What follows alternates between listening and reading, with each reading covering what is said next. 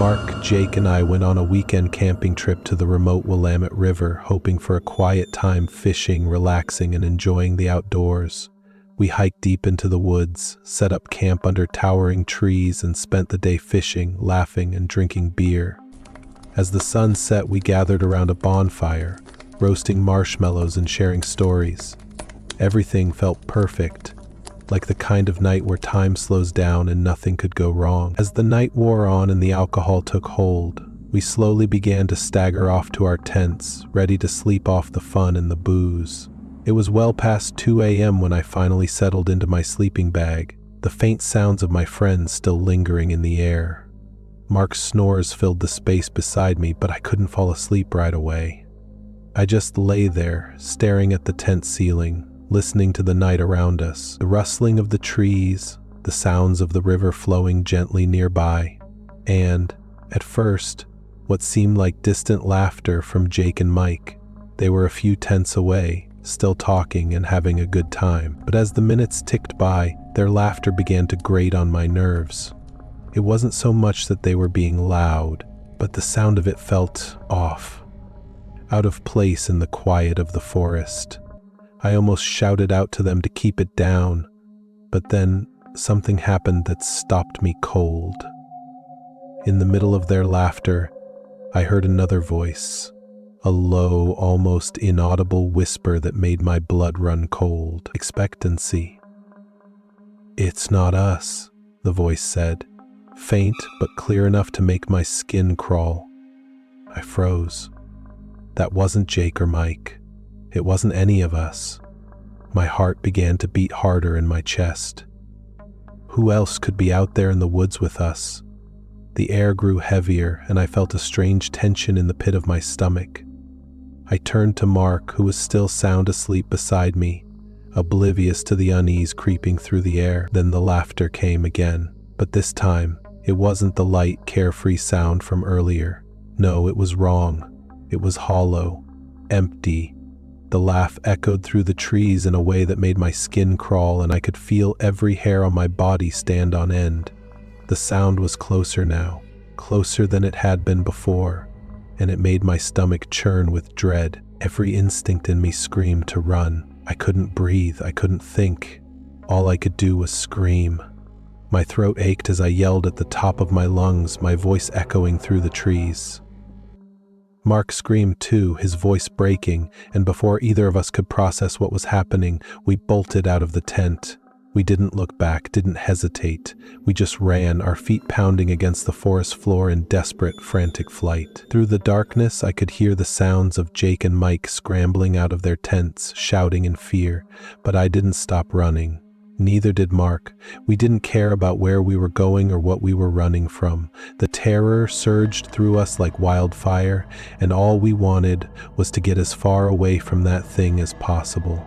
The forest stretched out around us, endless and suffocating, the darkness closing in like a physical weight. The sounds of our frantic footsteps, the crackling of twigs and branches beneath our feet, were the only things we could hear. The fear was so overwhelming, it felt like the forest itself was alive, pressing in on us, chasing us, swallowing us whole. We ran until we broke through the trees and saw the faint lights of our car in the distance. It felt like a beacon of safety. With what little strength I had left, I managed to fumble for the keys in my pocket and unlock the car. Mark and I practically threw ourselves into the front seats. I didn't bother with the seatbelt. I just slammed the engine to life and hit the gas. The tires screamed against the gravel as we tore down the road, speeding far away from the woods that had almost consumed us. We didn't stop until we were miles away, heart still racing. The image of that pale, skeletal hand pressing against the tent haunted me. I couldn't shake the laughter or the suffocating fear. Whatever we'd run from, it wasn't meant to be disturbed.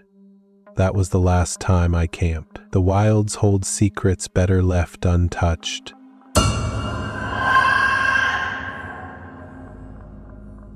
As the last golden rays of sunlight filtered through the towering trees, casting elongated shadows across the forest floor, we threw ourselves into setting up camp in a small, secluded clearing.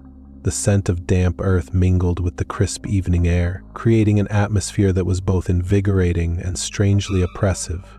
The forest was alive with the occasional rustle of leaves and the distant calls of unseen birds, yet an odd stillness seemed to linger just beneath the surface. We worked methodically, pitching our tents on the flattest patches of ground we could find, arranging our sleeping bags, and clearing a spot for the fire pit. The mundane tasks carried an odd sense of ritual, each movement purposeful and tinged with the unspoken understanding that this trip marked the end of something precious, our adolescence, our tight-knit bond, or perhaps both. Mia, the pragmatic one in our group, took charge of setting up the tents, barking instructions with the precision of a drill sergeant. Ethan, ever the joker, fumbled with the poles, earning a steady stream of teasing remarks from her. In contrast, Leah, our quiet observer, moved with a calm efficiency, her hands deftly knotting ropes and smoothing out the ground sheet. Amid the clatter of utensils and rustling backpacks, Oliver, the de facto leader of our ragtag group, volunteered to gather wood for the fire. "I'll be back before you can even think about summoning a forest cult," Oliver quipped with a lopsided grin, hoisting a hatchet over his shoulder. His humor, always delivered with a cocky confidence, drew a few chuckles, but there was something in his tone, something faint and fleeting, that hinted at unease. For a moment he lingered at the edge of the clearing, his gaze scanning the dense trees before disappearing into the growing shadows. As the minutes ticked by, we busied ourselves with the tasks at hand, trying to ignore the sense of nervous energy building between us. The evening air grew cooler, and the sky shifted to a soft indigo, the stars beginning to peek through the canopy above. That was when it started. At first it was subtle, a faint flicker of crimson light on the horizon. It was easy enough to dismiss, perhaps a distant plane, a passing satellite, or even the fading remnants of the sunset. "Maybe it's aliens," Ethan joked, his voice dripping with exaggerated sarcasm. The comment earned a few shaky laughs, but none of us could shake the odd sensation the light inspired. It felt wrong, somehow. As the minutes dragged on, the flashes grew brighter and more frequent. The eerie red glow spilled through the treetops like liquid fire, casting an unnatural hue over the clearing. The sounds of the forest, so familiar and grounding, seemed to fade, replaced by an almost imperceptible hum, a vibration that seemed to buzz at the edge of our awareness. By the time Oliver returned, his arms full of dry branches, the rest of us had fallen into a tense silence, our eyes fixed on the bizarre display in the sky. "What's with the fireworks?" he asked casually, though his tone betrayed a nervous curiosity. He dropped the wood near the fire pit with a dull thud, glancing skyward as if searching for answers. No one spoke immediately. Words felt insufficient, hollow against the strange intensity of the moment. But before any of us could muster a response, something impossible happened. The fire pit, which we had carefully constructed earlier but left unlit, suddenly roared to life. Flames burst forth without warning, climbing high into the air as if conjured by some unseen force. The sharp crackle of the fire snapped us out of our collective stupor, and we turned toward it in unison, frozen in shock. "What the hell?" Mia whispered, her voice barely audible over the roar of the flames.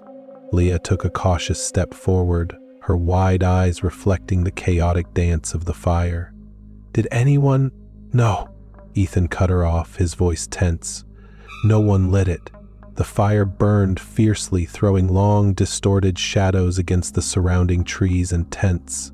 The heat was intense, almost suffocating, yet none of us moved to extinguish it. We were too stunned, too unsettled by the sheer impossibility of what we were witnessing. Then we saw them.